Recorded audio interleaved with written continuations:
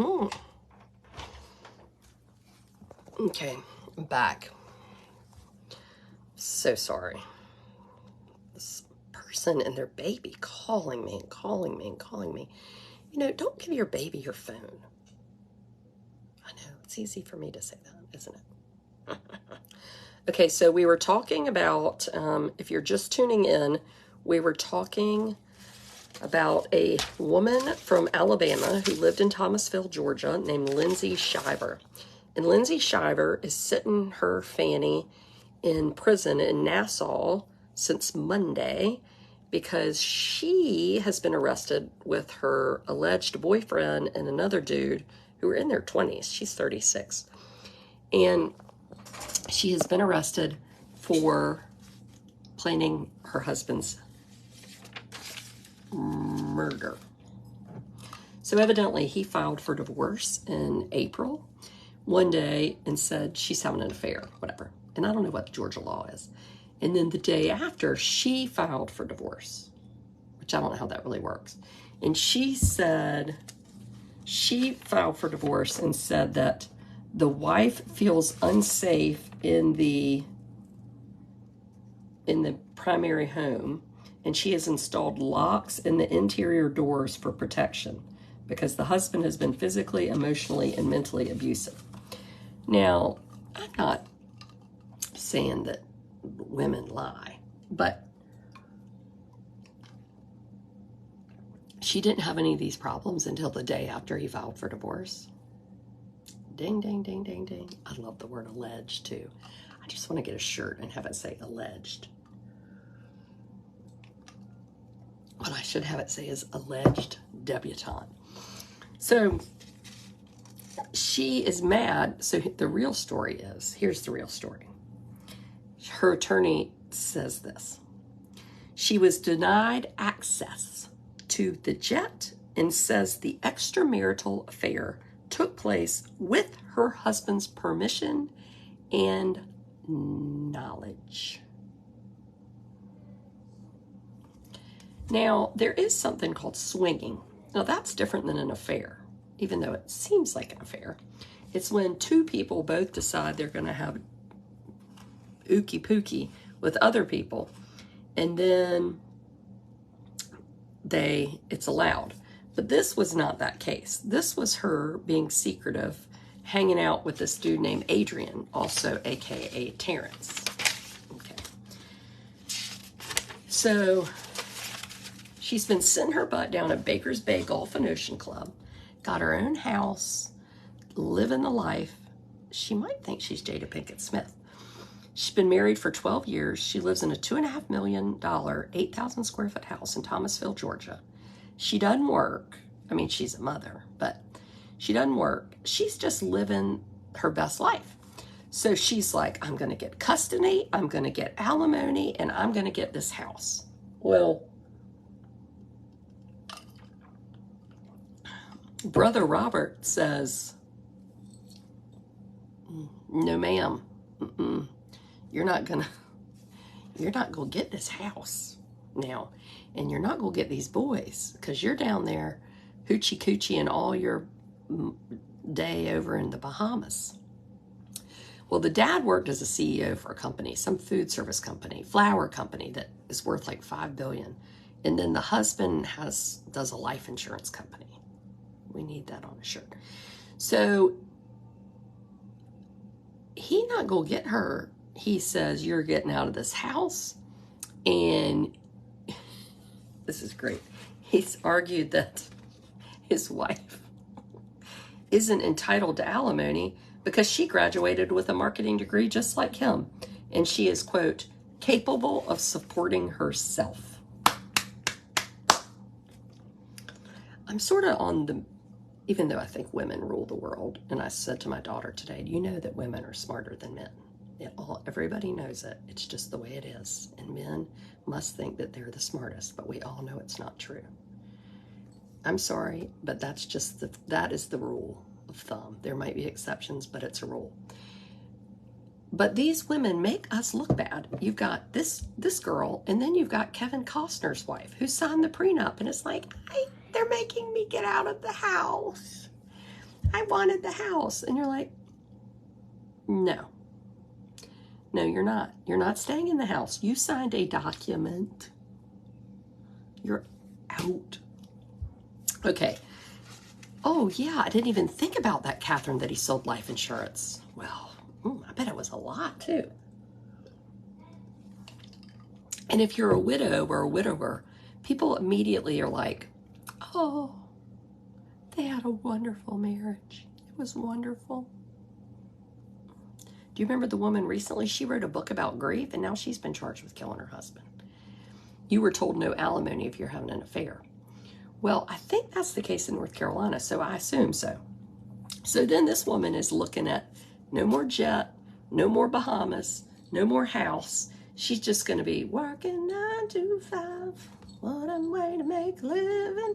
She did not want to do that. So she goes to the Bahamas. Did Blair agree? Yeah, she was like, Mom, I knew that. She goes to the Bahamas and plans his death. And again, her attorney said this, quote, the husband is not permitting the wife to use the jet or have access to funds.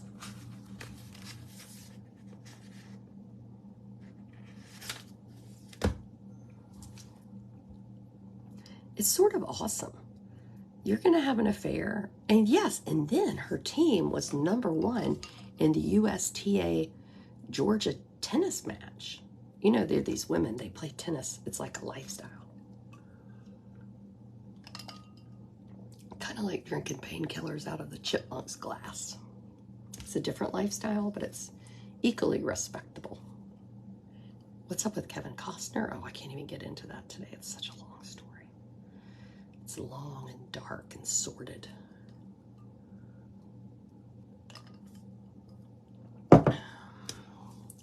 So there you have it.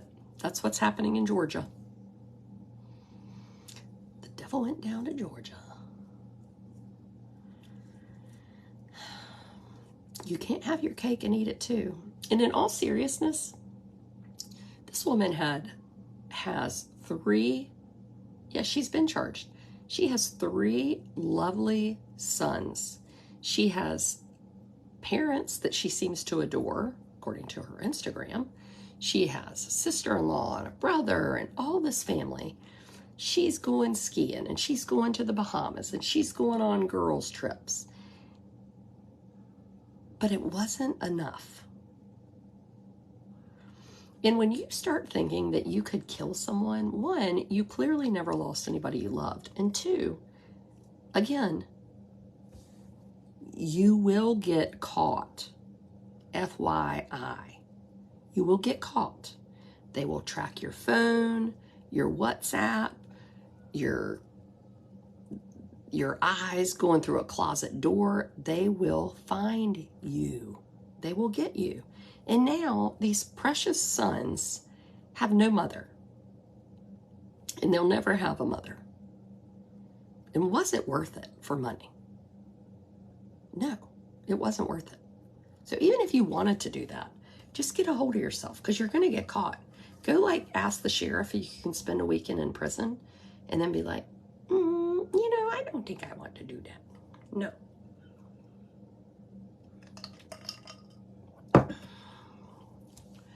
There you have it. That's all I got. You have me in stitches. You have cabin fever. I've been in this freaking house for 5 days with COVID. I'm about to go take a COVID test, and if it's negative, I'm going to the movies, and I'm going to breathe heavy in there. You can stay positive for 3 months. I know this. Before you say it, I know this. But if it's negative, I'm free.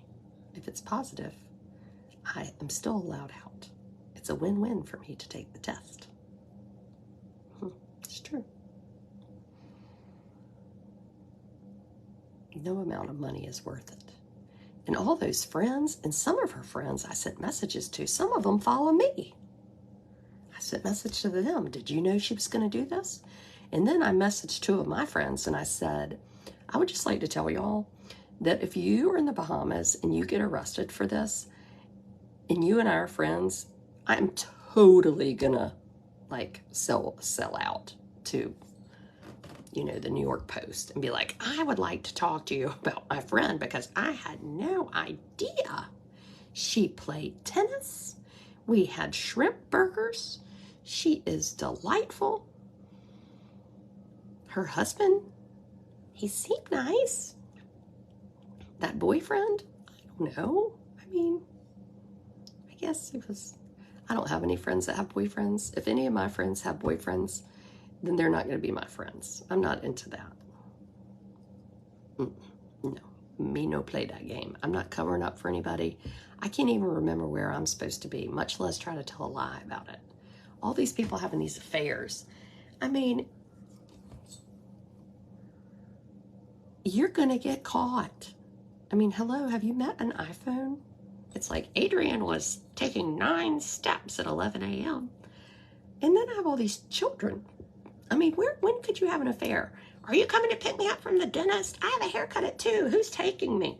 Are we going to go on the boat? I need $20 for the movie. Are you going to come down here and get this dress? Amos needs you. Do we have any more Fruit Loops? Can you do the Instacart? I'm trying to have an affair. Quit calling, texting me. Damn it.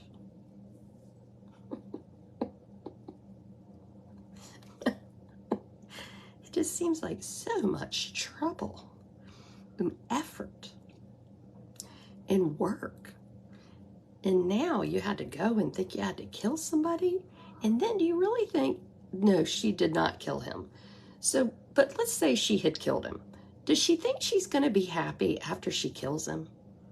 Because guilt would get you. I still feel guilty over being mean to somebody in the 3rd grade. I mean, I've apologized multiple times. Just being mean, not murdering. I mean, they're going to put you in that cold little room and you're going to sit there. Here's what the women always do. They sit up there and they pull I'll put my knees up. They pull their knees up like this in the room and they go,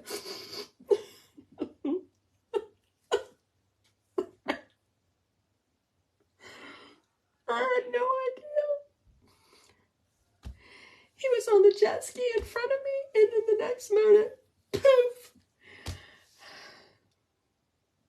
What am I going to tell the children?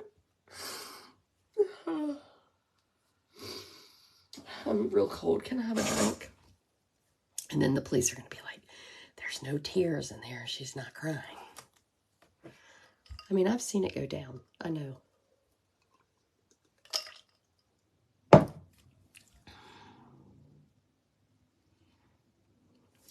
That's it. Carry on, people. Did the husband die? No, he didn't die. That's why we can make fun. No, he's good and alive. And he's probably like, hell to the, you know what? Yes, this is awesome. Because now I'll have custody. I'm not going to have to give her a penny.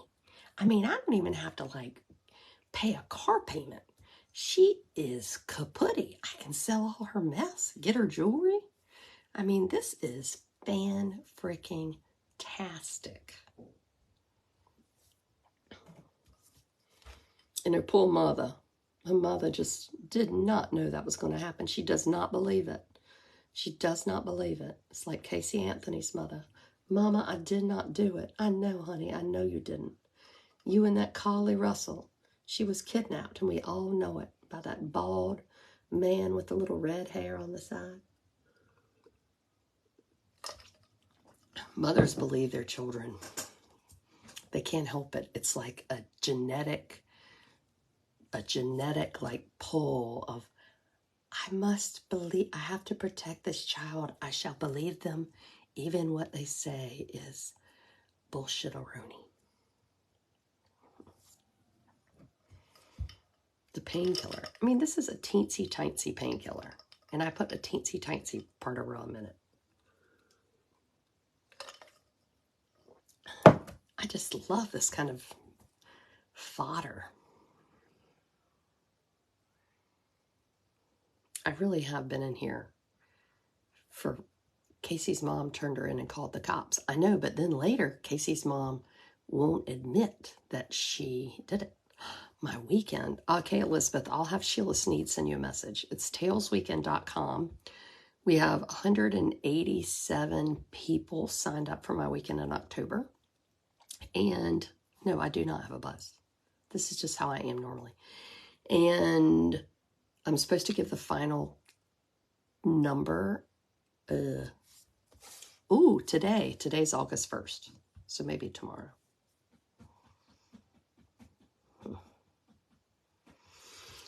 Carry on, people, subscribers.